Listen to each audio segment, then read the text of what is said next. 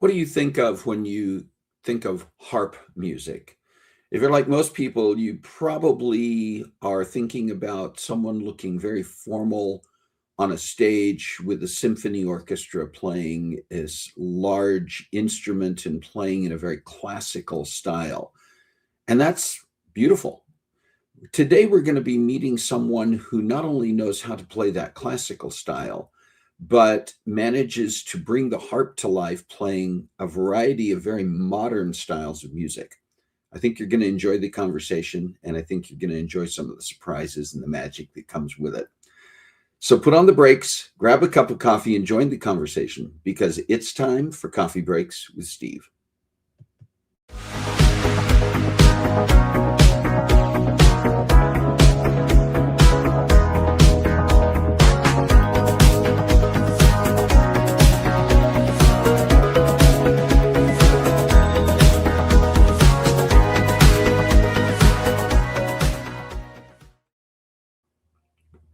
Well, welcome to Coffee Breaks with Steve.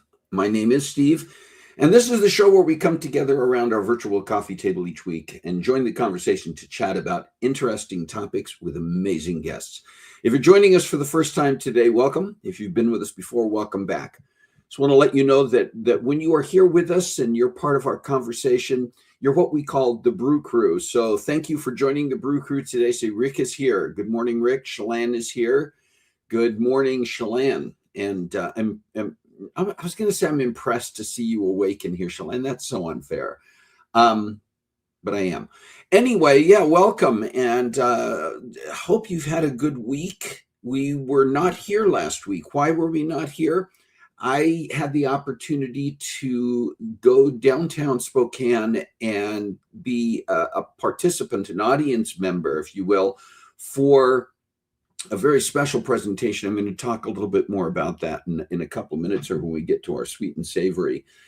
But we are definitely getting into the springtime weather now. It's getting warmer. The skies are a bit clearer. That doesn't mean that we're not going to get cooler days, rainy days, whatever it might be. That's part of spring too. But it's May. We're now in the month of May. This year, 2026, is 1/3 of the way completed. And we're heading toward that midway point within the next couple of months. It's crazy. I was talking to Carol yesterday, and we were kind of looking at the calendar for the next couple of months and saying, it's literally before we know it, just because of the busyness of family and other things that we're going to have going on. Summer is going to be over, and we're going to be looking at the fall and starting to plan for holiday times. It just feels like it goes by so quickly now. And if we're not careful, we can miss the beauty of what happens day to day. I hope that we're all able to do that. Hi, Jerry. It's good to see you here. If you are here, do what some of these people are doing in the Brew Crew chat, and please let us know that you're here. Say hi when we get to our conversation with our guest today. I hope that you'll participate in that as well. I do want to keep things moving along here a bit, but I encourage you to share things that are going on in your life. I'm just taking... Oh, yeah. That's great. Thank you for mentioning that, Carissa. And we are going to be talking about that because we are now going to our sweet and savory. Also going to make sure that our comments are up here on the screen so that you can follow along with comments that may be coming in. We have people who join on Facebook and we have people who join on YouTube. And in the past, those two chats were happening completely separate. But here within the last few months, we've been given the opportunity to share the overall chat on the screen here. And so whether you're joining us from Facebook or from YouTube, please do make your comments and share in the chat, and we can follow along with everything that's going on. I do want to share some things. I mentioned that I mentioned. We know it needs to happen. Yeah. I mentioned that last week we took a little bit of a hiatus, and that's because the Sweet Adelines, which is an international women's barbershop organization. They do quartets, they do choirs or choruses, and we all think of barbershop as being something that guys with a striped coat and straw hat do. You've seen The Music Man, or you've been to places like Disneyland where they have the the wandering quartets. And we think of this as being primarily a male style of music. And that still happens. But Sweet Adelines has been around for a number of years now, and it's the opportunity for women to also sing barbershop. And barbershop is a very specific style. And last year, about a year ago, Carol reached out to the local chapter of Sweet Adelines International, Spirit of Spokane, and went and visited them a few times, learned more about them, and eventually joined officially as a member of that chorus. They're a fairly small chorus, not unusual, again, for some of the women's barbershop in the area. There are some that are quite large, but a lot of them are around the range of like maybe anywhere from 12 to 25 members. And I think Sweet Adelines currently has like 22 members. Well, they competed last Saturday. Last Saturday was the regional competition for this particular region that Spirit of Spokane is part of. It's called the North by Northwest region of Sweet Adelines. And there were something like 20 total choruses that participated in the competition for the choruses. They had a day or so before they had quartet competition. And the winners of the competitions get to proceed on to larger venues for further competition, ultimately this fall to the international competition.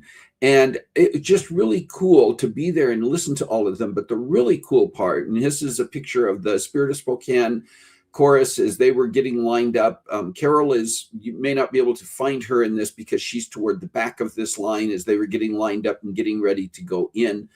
But they finished among all the choirs, all the choruses that sang. About, I think 15 of them were actually in the category that Spirit of Spokane is in, which is the smaller 12, is it 8 or 12? Anyway, it's smaller, like up to 25 members.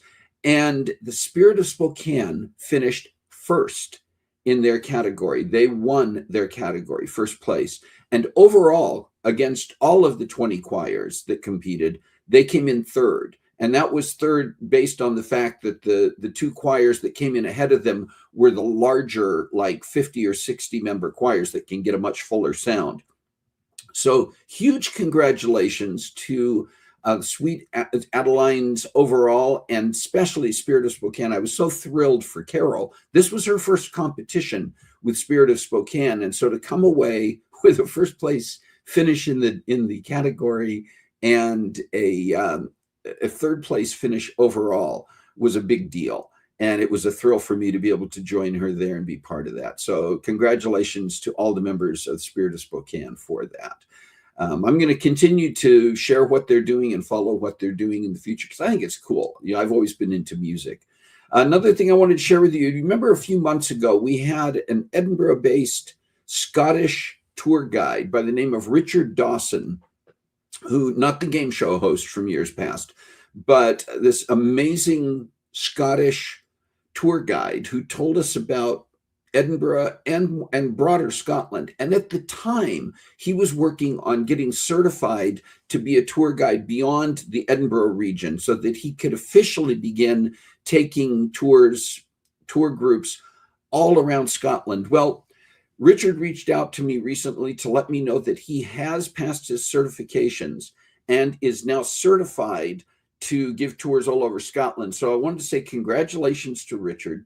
And I wanted to also share with you, if you're planning a trip to Scotland at some time in the future, look him up. And I'm putting his link there to I think it's actually the website for the company that he is certified through.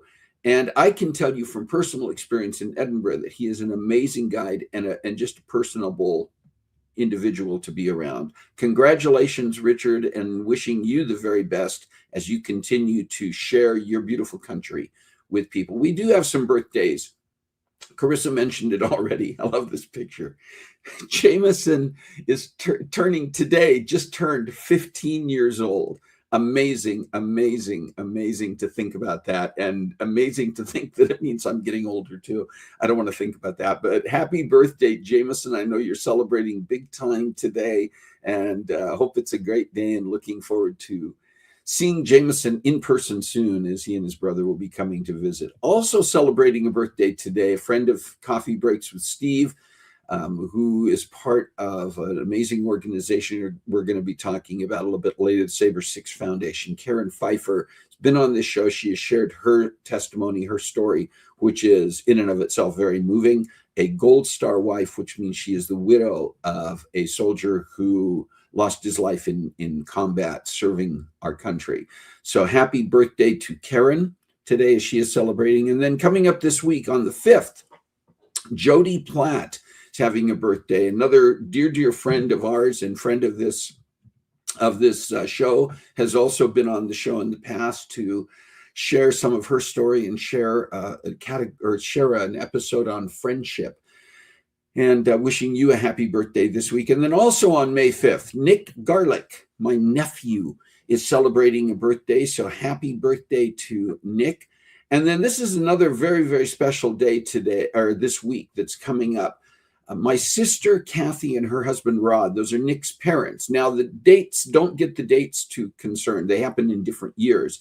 But Rod and Kathy are celebrating 50 years.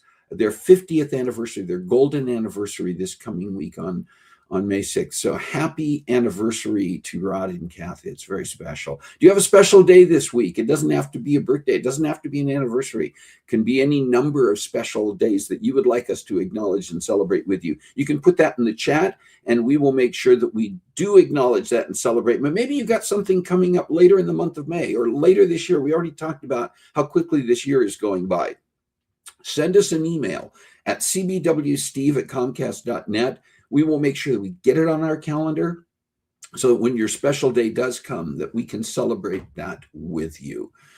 All right. Listen, I want to, again, just very best to anybody who's celebrating a special day this week. And special days come in so many forms. Sometimes special days are just the opportunities to get connected to people and to find out new things. And I want to tell you just a little bit about our guest and the person you're about to meet, because she is amazing. I had the opportunity to meet her and to see her perform in person. If you spot someone carrying an ammo trunk with "Caution, Harp" stickers on it, it's probably harpist and composer Kathlyn Kinney. Best known for ghostly harmonies accomplished with a mix of looper pedal and concrete buildings, Kathlyn has honed her craft playing at schools in Kenya, performing reggae in Ghana, and as part of a punk rock band in Spokane. This is all with her harp, by the way. Classically trained in harp and opera, Kathlyn has performed with Bellingham's Opera Populaire and What Comes Symphony Orchestra, sung with the Northwest Opera and Spokane Symphony Chorale, and composed for the Spokane Shakespeare Society. Yeah, she's not only a harpist, which is a lot of what we're going to be focusing on in our conversation. She is an accomplished and beautiful vocalist as well. So let me just introduce you now to the amazing Kathlyn Kinney.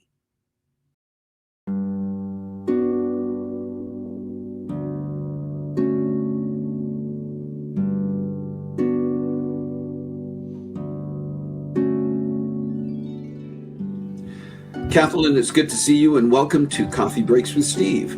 Thank you. Someone hears the term professional harpist. What's the first assumption you find that they usually make that's completely wrong about what you do? They probably don't picture a punk harpist or EDM or reggae. I think there's a stereotypical view of a harpist, either as a classical or maybe a Celtic harpist, if people know a little bit about that.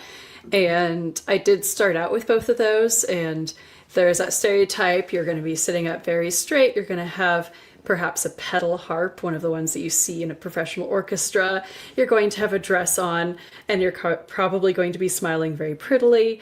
Those are not always things that I do. I do play in my punk boots or in hip hop shows. I have played with some reggae artists and will be doing so again this summer. So there's a lot more to it. And also lately I've had my harp run through a lot of pedals, distortion pedals. And I have made a EDM album with a collaborator of mine. So kind of along with that, can you talk a little bit about the common reactions you tend to get from people when you first identify that you're a harpist, or they first find out what you do? What do people usually say or do in reaction to that? They're very excited. It's usually, oh, you're a harpist, and many people haven't seen a harp up close. So it's very fun when I do get to play in front of people that haven't gotten to see a harp. Little kids are very fun. I tell them there's only one person allowed to play the harp at one time, and often that's me. But if I'm not, then I'll tell them to wash their hands and they get to try it.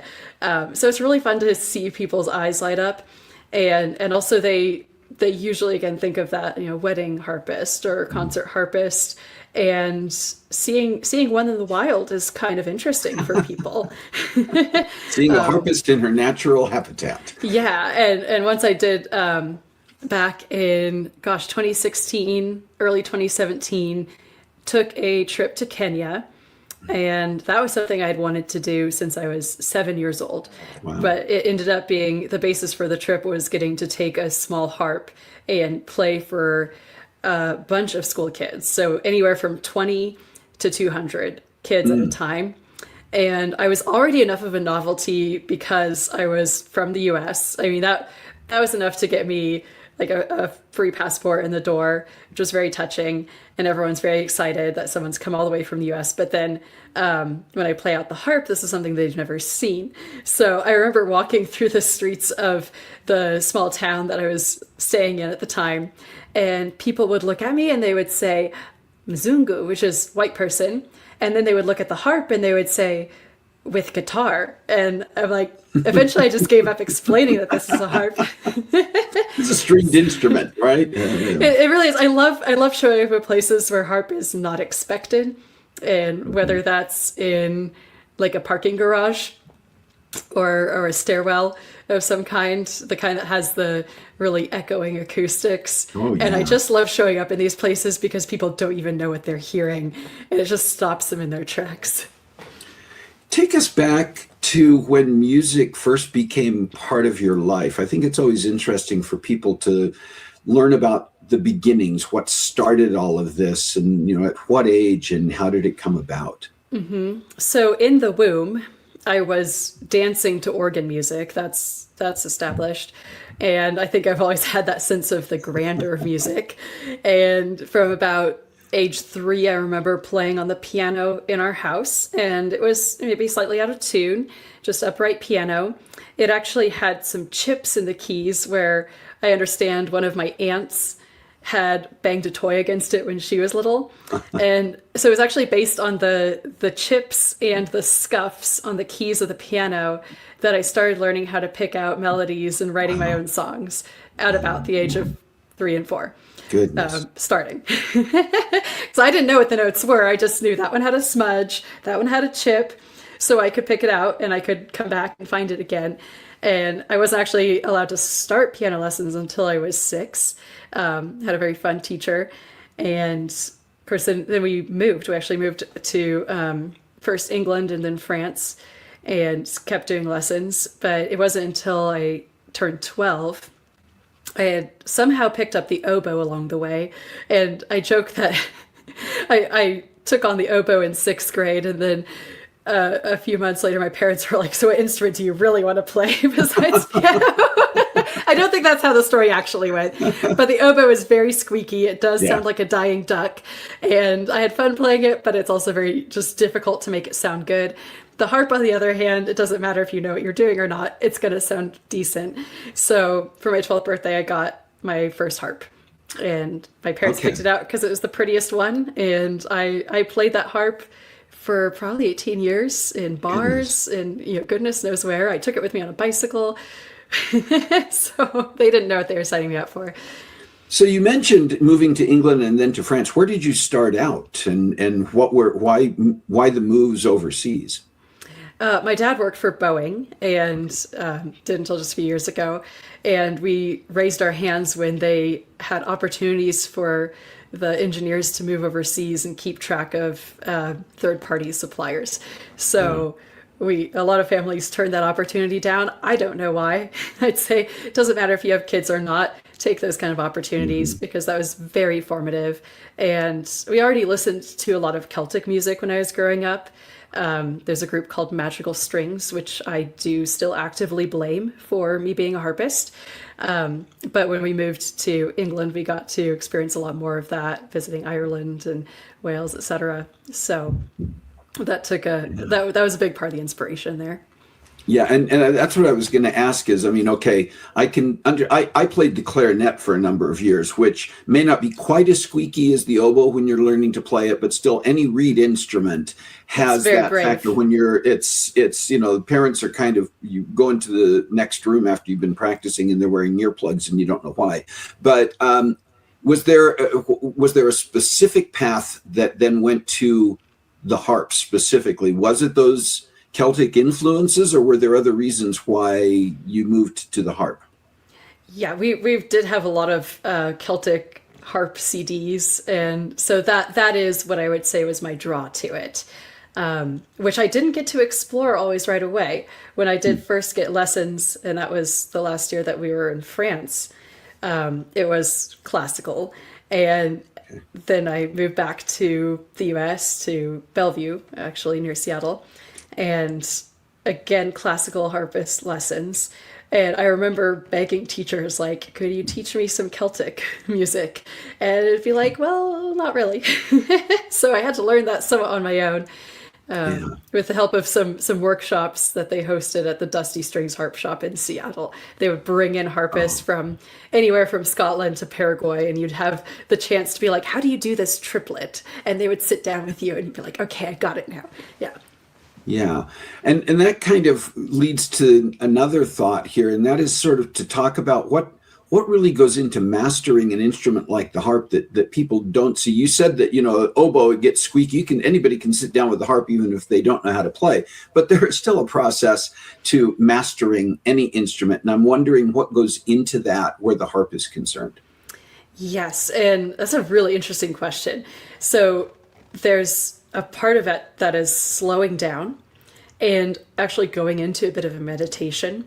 And I had a harp teacher, Jill Whitman, in college, who would train me to sit and give myself zombie arms and then put those up to the harp. And you have a very formal posture as a classical harpist. And then you would go through this whole process of relaxing your body from the neck down all the way to the ankles. And then you play a single note. And then you would start all over again. So just the attention that gets paid to a single note is a little bit incredible. And the same thing, just doing finger exercises, playing scales, really getting strength in individual fingers. So when I work with someone who's first sitting down at a harp, we talk about putting your elbows up. We talk about, okay, we're going to close the hand, but as soon as you close it, you've relaxed it. So there's a lot that goes into that muscle memory. Yeah. Which at this point is somewhat second nature. And you do get a bit more relaxed when you're no longer practicing it as an exercise. But the other side of that question, which gets even more interesting to me, is how to really channel music through the instrument. And certainly you can do that with classical sheet music, where passages are extremely technical and you have to practice those at 1/20th of the speed. But when I really began composing in earnest, which was in about the last 10 or 11 years, that's about when I moved to Spokane, was 11 and a half years ago, I transitioned from using primarily sheet music to actually playing from chords, like your guitar chords, which is a lot easier to find that for a wide variety of pieces of music. Okay. And that was a bit of a breakthrough for me, because I realized I don't have to be relying on the notes on a page, which is going through several layers of translation to turn it into music. I can have the melodic idea in my mind. I can have this movement of energy through a piece, and I can embody that much more quickly when I'm looking at chords. And it's not necessarily less intricate. Once you have that muscle memory, your hands can play very intricate patterns, but you're no longer translating that from notes on a page. It's a much more intuitive process. Yeah. Can we explore that just a little bit deeper in this regard? When you are performing, when you are playing a piece, and particularly in performance, what's happening for you internally? Is your brain focused on the technicality? Are you going through the emotionality of it? Is it a spiritual journey? What is happening to you in that process of translating? And many things, and probably most of them I try not to show, because at least a third of it is the technical part. You know, what notes are coming up next? Do I need to flip a few levers? And we might get into that later. So there's a whole system for how you change into accidentals or change a key on the harp. Yeah. So at least a good third of my brain is probably focused on that. And then maybe another third on, okay, am I like, how is this coming across to the audience? Is the stage presence right? And then this is the really good third, is having the music just pour through me. And so those things are all in balance when I'm performing. And I mean, it helps the more you practice to not have to think about the technical side as much, but that's always still going to happen. Sure. So I really treasure those times. And it's like meditation. It's like when you're sitting down, you're like, okay, my knees hurt. Am I breathing right? And then maybe 10 minutes in, you get to this point where you're like, I've reached nirvana. And I get that when I'm playing the harp, where, and you first saw me performing in St. John's Cathedral. There would be a moment, maybe 30 seconds within that performance, where I'm like, here I am. This is an incredible space, and I can feel the music filling it, and I can feel how that's connecting with the people in the audience, and there is a sheer presence that happens then. Can you, with that, maybe share a moment or moments that come to mind where you realized or had an interaction with someone and really understood that your music was impacting someone in a particular way? So many. And I could talk about times when I played for people who are ill, but I want to talk about one that was maybe a bit more fun. And that was when I convinced a couple of musician friends to come down with me to play at the demolition of a grain elevator on Medelia and just off of Trent. People know it as I think has the Billy Loves Joel or something like that graffiti on it. So on a couple of different occasions, we actually got to come and play with permission from the demolition guy while it was being destroyed in the background. And I still have people come up to me and they're like, you know, that time that you played in front of that grain elevator? And that is one of, for me, the really, really cool things about what I'm able to do is memorializing or immortalizing spaces, experiences. And I think that buildings have a spirit to them. So I always have fun, not just playing my instrument, but playing a whole building. That's really my ideal. And then having people to share that experience. And it's one thing to see a video recording, but it's really another to be there. So yeah, having people come back to me and be like, man, remember that time when, and you know that's a moment that they're always going to remember, and it's going to be placed here, and it's going to be placed with people, something you can never replicate. Yeah, there's talking about that, and even talking about what happens to you through you in the music. Have you, I'm sure there's truth to this, but I'm just curious about experiences where you've been aware that the music has said something that words could not. Oh, absolutely. Absolutely. And I often, when I compose, I write the music such that the words are almost superfluous. And I do that with my own writing. I'll also take poems, whether it's like Mary Oliver or Rumi, and put those to music. And the whole idea is that a person listening would know exactly what that song is about, whether or not they can understand the words. And I'll sometimes even make the words a little bit hard to understand because they become part of the texture. So it's like part of the painting, but it's it's similar to an impressionist painting where you get kind of that jolt of like a freshness from it without it being about like the technical brushstrokes. Right. You mentioned before talking about some of the technicalities of the harp itself. I didn't know if you wanted to talk a little bit more about the levers and the things that you have to do along the way in terms of accidentals and key changes. That Oh type yeah. of thing. So everyone knows a harp has strings, but not everyone realizes that it has. Let me know if you can see this well enough. We can see But it has- we can see enough to see you there with it. Perfect. Yeah. So it has these on a lever harp, which is what this is. It has levers. If we're looking at a big concert harp, they actually have pedals. There's 7 pedals attached to the harp right by the floor that you use with your feet to change the key. And that has implications. So if I'm playing a lever harp and if I want to put it into a different key, that means a whole different set of sharps and flats. I would need to go around flipping a bunch of levers. Right. With a pedal harp, I could do that maybe with one push of the feet. But because I started on a lever harp, I actually composed things, and I was a little bit miffed because teachers and people kept saying, oh, well, you should get a pedal harp, like a real harp. And I was like, well, no, I'm just fine with a lever harp. So I would compose things that actually became a lot easier to play on the lever harp than on a pedal harp. And I might be able to give a quick example of that. So there's one piece where I set the bottom half of the harp into one key, and then I leave essentially an accidental in the top. So let's see. So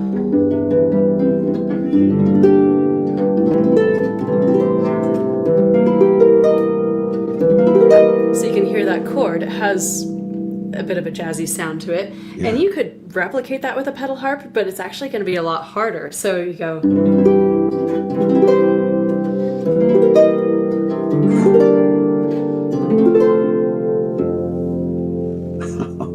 Wow. So I had a lot of fun doing that. And then lo and behold, I eventually did break down and get a pedal harp. And I would try to play my own music on it. And I realized how hard I'd made life for myself. Yeah. But it wasn't too sad. That's beautiful. Do you have anything else that you want to demonstrate for us on the harp? And of course, I'm actually kind of being selfish in saying that because I'd love to hear a little bit more if you're willing to do that. Yeah. Ooh, let's see. Doesn't have to be anything fancy or a complete song, but just a little bit of something that'll give us all a taste of what something might sound like. Yeah, I was thinking I might try to pull up this is a Rumi poem. Okay. And I may not even have it written down here as far as what chords go where. So we'll find out if I even remember how it's played. But let's see. I think if we put it into C.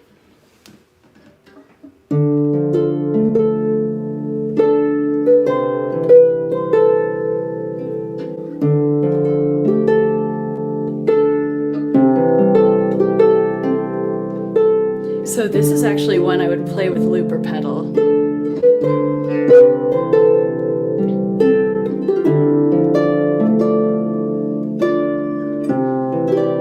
Which allows me to repeat riffs.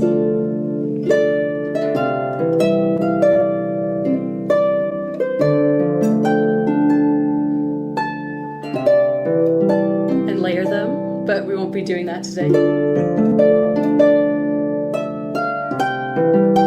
Give a little quick demonstration of what that would sound like with voice.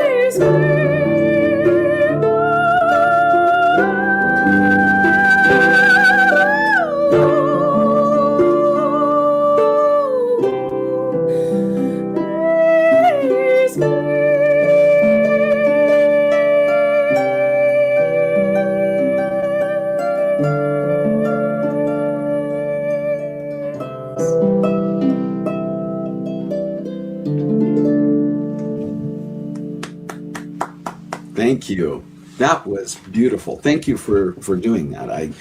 I just kind of wanted to drift off into the woods near a stream while you were doing that. So That's where I put a lot of people, and yeah. sometimes they don't come back. Yeah. Yeah, I can understand that. All right, listen, as we're getting kind of ready to wrap things up here, I'd like to know first, what are you working on right now that's exciting for you? Ooh, too many things. Yeah, name a few. Name some of the Yes. So, ones coming up. first, I have an album that a collaborator of mine and I put together. His name is Chris Stark. He goes by Not Chris Stark. Go figure. And he does a lot of the digital soundscapes that I've been working with lately, as well as all of the distortion pedals on the harp. So we have an album called Cataclysm that we have out on YouTube and Spotify and all the others. But the fun thing that's coming up is we're going to be performing that live. I do believe we'll be working with the group Live from Somewhere, if you are familiar with that. Mm-hmm. They do high quality film of bands playing in somewhat undiscovered places around Spokane. Nice. So I've followed their work for some time, and I'm very excited to have the chance to work with them. So we'll be doing a lot of that album live, which will be interesting because it has a lot of the digital soundscapes. So we'll use a bit of that in the background, but we're going to try to recreate that digital sound with as much as possible the live instruments. In fact, Deanna Zarkar, the violin elf, might be a part of that. Cool. Where it is on the street. And also in September, we're hoping to do that again in St. John's Cathedral. Okay. Brendan, the organizer of the concert that you met me at, has said that he wants an excuse to do a laser light show in St. John's Cathedral. So, so stay tuned for that in September as part of their music series.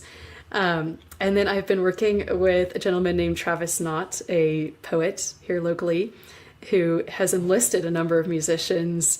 One of them, my friend Olivia Brownlee, and they have been turning his poems into musical pieces.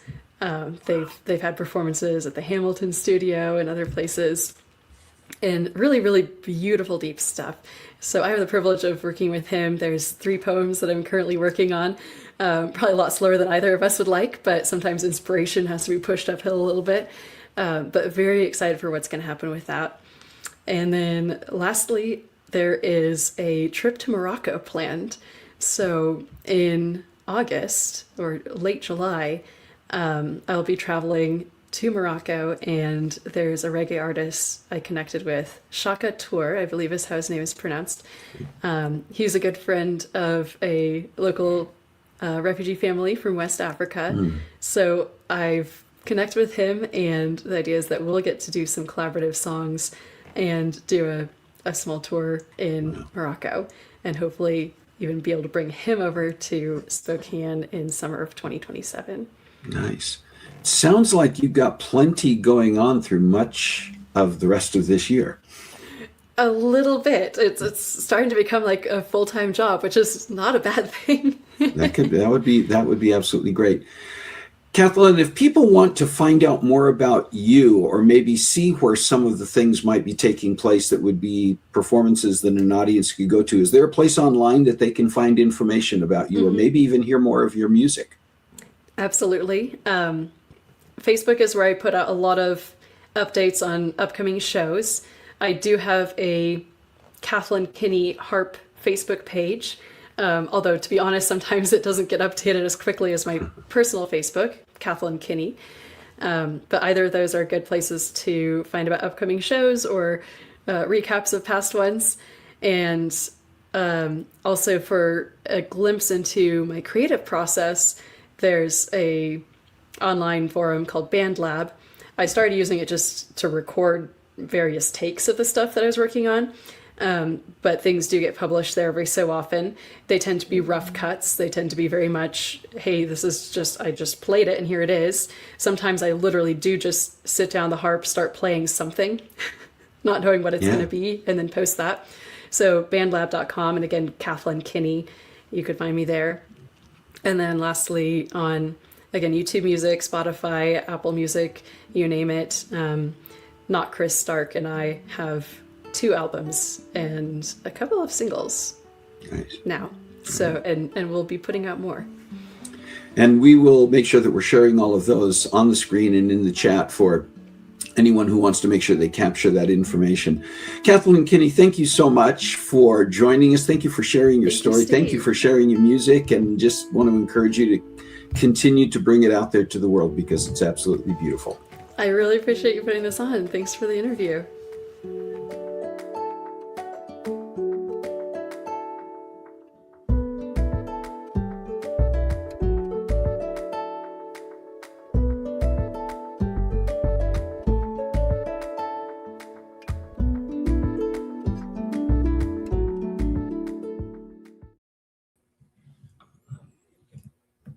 Hey, did I mislead you, or was that not absolutely amazing?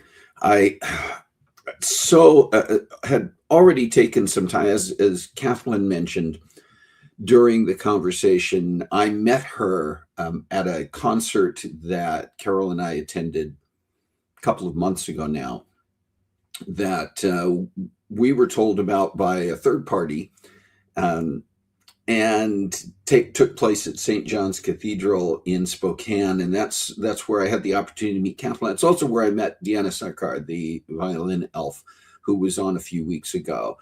And just wonderful that they were gracious enough to say yes, that they would come on here and share their stories and share their music. And yeah, Kathlyn is an amazing artist. And as you can tell just from meeting her here, just an amazing person, an amazing individual. So thank you once again, Kathlyn, for taking the time to share your story and to share your music with us. I want to tell you about some things that are coming up in the next few weeks, next week, actually, primarily, that want to make sure you're aware of. Next week, Carissa and Shalane are going to be back with us on here. Shalane's going to need to get her internet buffering working better than it has been today, because Shalane has issues. What can we say? I don't know what they are. I'm just assuming that she has issues because I know I do.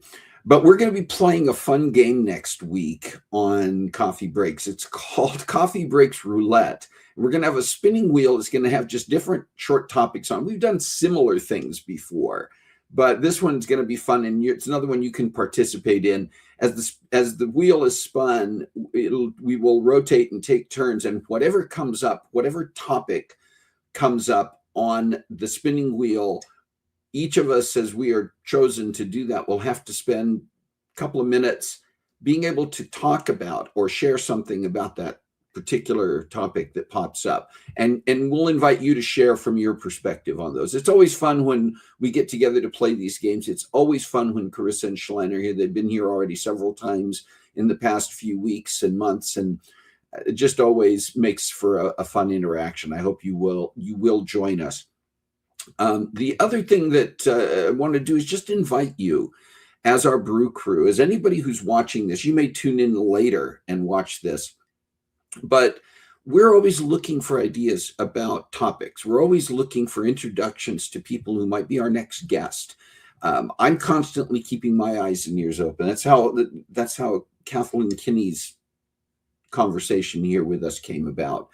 And one of the things that we're going to do now is that if you provide us with a topic, or you provide us with introduction to or access to someone who would make a great guest, and we end up putting that topic, putting that guest on Coffee Breaks with Steve, you're going to get a special prize sent to you. That'll be something very specific from Coffee Breaks to you. So consider that. And if you've got ideas, send them to us at cbwsteve@comcast.net. We share that email. By now, you should almost have it memorized as well as I do. But would you please do that? And we also want to remind you that we are on YouTube, and that's a place where we can reach a much broader audience, where things like Kathlyn Kinney's music and access to her music can get out to a much broader audience of people. So would you please do me a favor? If you're not already subscribed to our YouTube channel, would you go there after the show and subscribe to that? If you are subscribed, would you go there and copy the link and send it to everybody you know? And tell them what a great show this is, not because of Steve, but because of these great guests that take the time to join us. you experienced it again today. So please, please, please share that with others who would also be able to enjoy and benefit from knowing about people like Kathlyn Kinney and being able to experience her talent, her art, her performance. Thank you. There's my soapbox on that. But I have another soapbox I want to talk about. We're starting something new at Coffee Break starting this month, and that is that we're going to highlight different nonprofit organizations. This Coffee Breaks with Steve was created and founded around the idea of supporting nonprofits. And that's something that we're very serious about. And this month, we're going to be celebrating and bringing some attention to a nonprofit organization you've heard about on this show before, and that I'm very involved with, and that's the Saber 6 Foundation. It's an organization that serves veterans, military veterans, specifically those who have served in combat. And I've been involved with them now for about 3 years. I don't stick with nonprofit organizations or even reach out to nonprofit organizations that I don't see as both having a wonderful mission, but also being run in a way that makes their mission and participating in it worthwhile. And I can tell you the Saber 6 Foundation is one of those. This week, I'm going to be traveling to the other side of the country to be at Saber 6's annual gala event. And I want to just share with you just a real quick, I know we're running a little bit over time, but I want to share with you just a very brief video that shows last year's Saber 6 Gala, so you can get an idea of what it means to bring our veterans and our supporters together.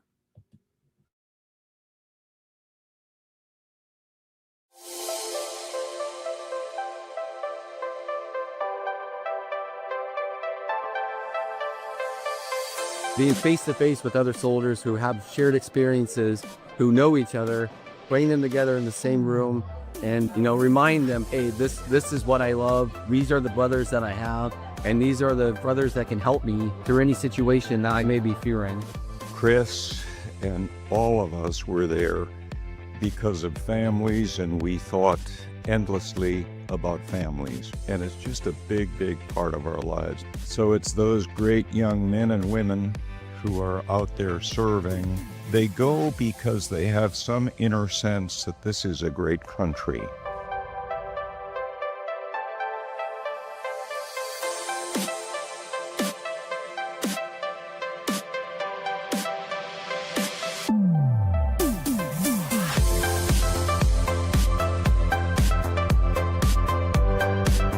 I think it's specifically important to support organizations like the Saber 6 Foundation. These things require resources, and the more resources we can raise to support them, the more we can touch and the better impact we can make for our veteran community.